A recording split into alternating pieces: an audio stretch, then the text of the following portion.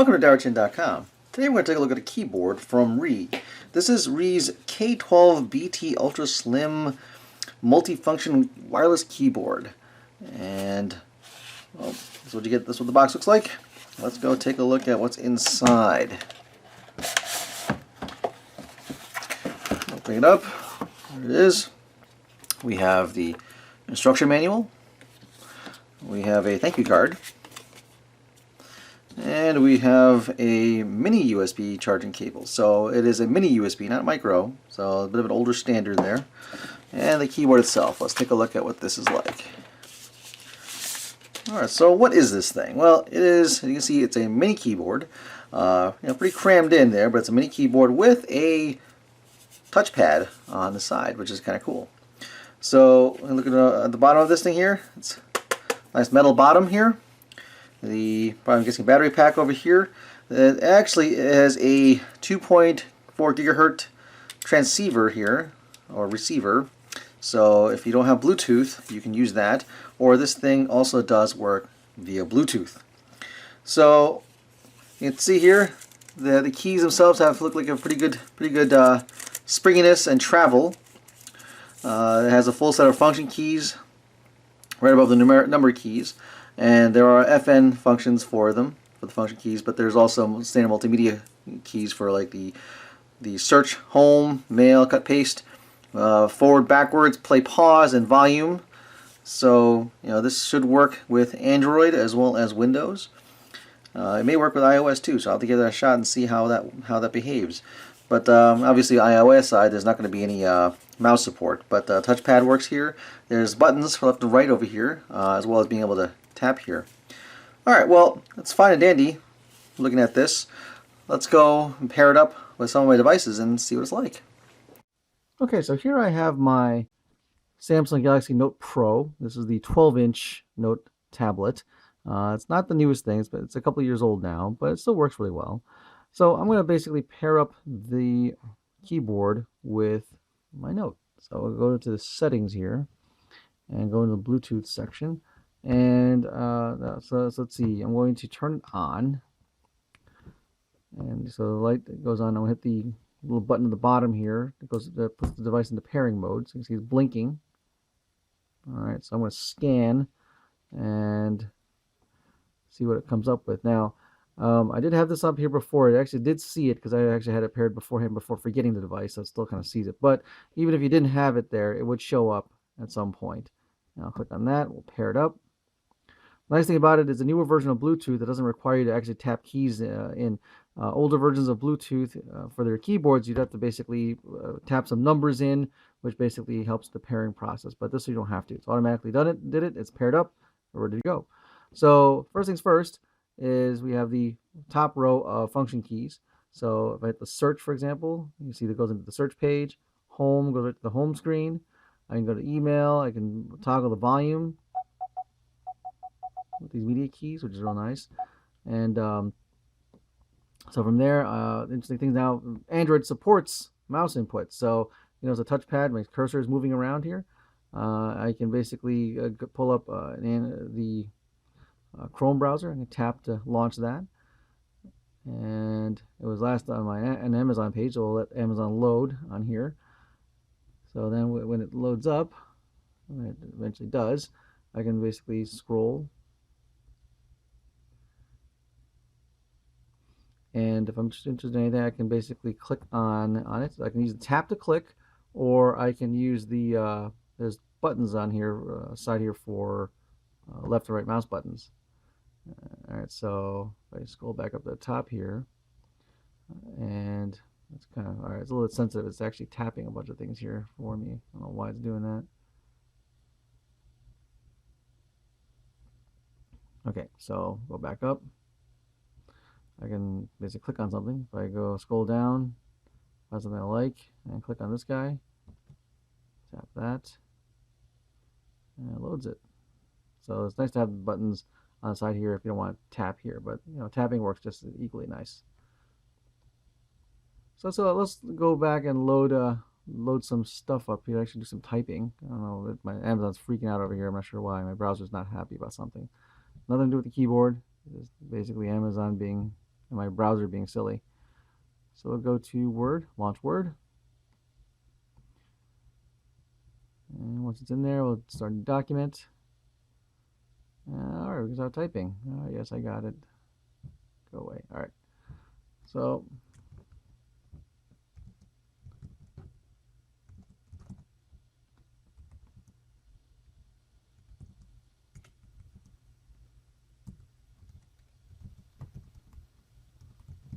now it's a little tricky to type because everything is crammed together. So I mean, you're paying the price for a very small keyboard that incorporates a touchpad. So there's not a whole lot of key spacing. So it's something you're gonna have to get used to on this thing. Having said that, though, obviously you see there is a lot of keys. So the media keys up on top over here. There's an FN button that gives you access to the function keys that is underneath those, as well as you have an inverted T for cursor keys, and you have a tiny shift key over here, larger caps lock over here, and you have there's actually an FN for page up, down, home, and end. So kind of nice in that sense. Now, once again, it is small, so you can basically easily carry it around with you. So you're gonna have to get over the urge of wanting to hit the end of the keyboard for the backspace.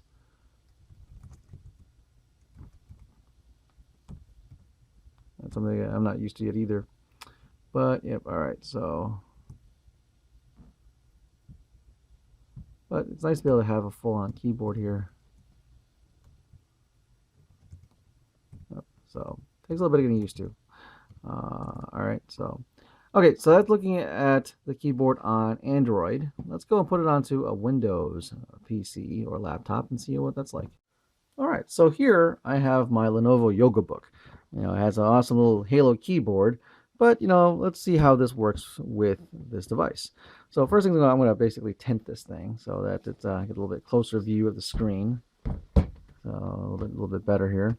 I'm going to basically then go to the settings and go to the Bluetooth menu here. So devices, Bluetooth, and it's going to look for stuff. Now I'm going to basically turn this off and turn it on again. I'll go back into pairing mode. All right, so hit this. All right, so let's see, give it a moment for it to find it. Let me go from there. Let's see. All right, there we see we got some things that found, some unknown devices. Let's give it a moment to hopefully find some more information. Well, there we go. All right, Bluetooth 3.0 macro keyboard. Tap that, we'll pair that. All right, there it is. Now the blinking light goes solid. So now we're paired. So now it's going to do its thing to install some drivers. But right off the bat, you can see that the touchpad is also now working. Now it's a little sluggish right now. I think it's because the system is busy trying to install drivers. So we'll let that go for a little bit to get that going. Hopefully it'll pick up after that. So I can close this out. So it's connected now. A little sluggish. Oh, there we go. Now it's finally caught up. Okay, so now it's done installing drivers and stuff, and everything's good. So, all right, let's go and actually use something like Chrome again. We'll pull up Chrome over here. And all right, fine. Something didn't like that, so we'll close that. That was from before. Nothing to do it now. So I'll click on this little Google Doodle to get some information here. All right, so I can now scroll. Well, let's just go to this. Let's see. How about go to this page here? Let's see. Let's go to the Wikipedia article. Just do that. I can use this button over here for the left mouse click, and I can click on this button here for right mouse click, which is really nice. So I can now scroll this way. So it's not too bad. It's good for scrolling there. Of course, the two finger tap is a right click as well, so it is kind of a little on the sensitive side when you're scrolling, so be very, very wary of that. So these standard media keys do work as well. So now home goes right to the home page of where it was. Search goes up to the search bar. The media keys function, so I get the volumes up and down here. Mute it as well. So the square button over here actually closes everything and brings it, so it minimizes everything and then maximizes everything. So it's kind of nice to be able to have that option. All right, and all right, so let's load up some programs besides the browser. Let's go and I'll hit the little command key here. Actually, is like the Windows key, so it brings up my start menu. Let's load up Microsoft Word, and we'll start a new document and go from there.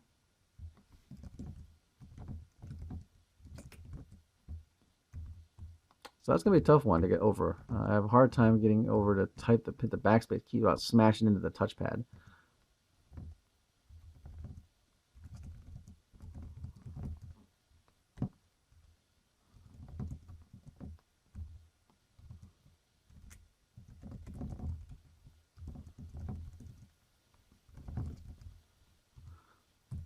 So it is small. All right. So that's something you have to consider. My hands aren't overly large, so I'm okay with it. But you might have some people with larger hands might have a harder time getting to the small keys in the lower quadrant over here. So that's something to consider if you have very large hands. But as you can see, with this way this size is up, though, the Yoga Book is not a very large tablet. It's about a 10-inch tablet. So this thing fits quite nicely in size-wise to the device. So it's nice to be able to have that, easy to carry around. Okay, so other function keys, we'll hit the FN key, so we can do FN like F4 here, or if we do a Control Alt or Control FN F4 to quit, you can do that. So in order to get the function keys, you have to basically hit the FN key to get up there. I don't believe there's an FN lock. Nope, there's no FN lock as far as I know. So you're stuck to basically with these as MIDI keys and hitting the FN to get them. But it's all right. All right. So quickly, once again, looking at the construction of it, you have your rubber feet here to keep it from slipping. All right, so that's kind of nice, so it doesn't slip around too much. You have I didn't show it, but there is a 2.4 gigahertz wireless receiver. So if you don't have Bluetooth, you can actually go this way, which is nice. So it's nice to have the option. If your system doesn't have it, you can actually resort to this. Otherwise, I prefer to use Bluetooth. So I went with Bluetooth with everything. The body here is metal, so actually it feels pretty sturdy. And it's nice to be able to have the touchpad and a keyboard at the same time. So if you're looking for something really small to carry around with you, for having full keyboard functionality with a touchpad along with your laptop, it might be overkill if you have a laptop like this. But if you have a tablet that doesn't have a keyboard built in, this could be a nice companion to go along. So there you have it. A look at Rii's K12BT multifunction wireless keyboard with touchpad. If you have any questions about it, please feel free to send me some feedback and questions. I'll do my best to answer them. And once again, subscribe and like my channel. Thanks for watching.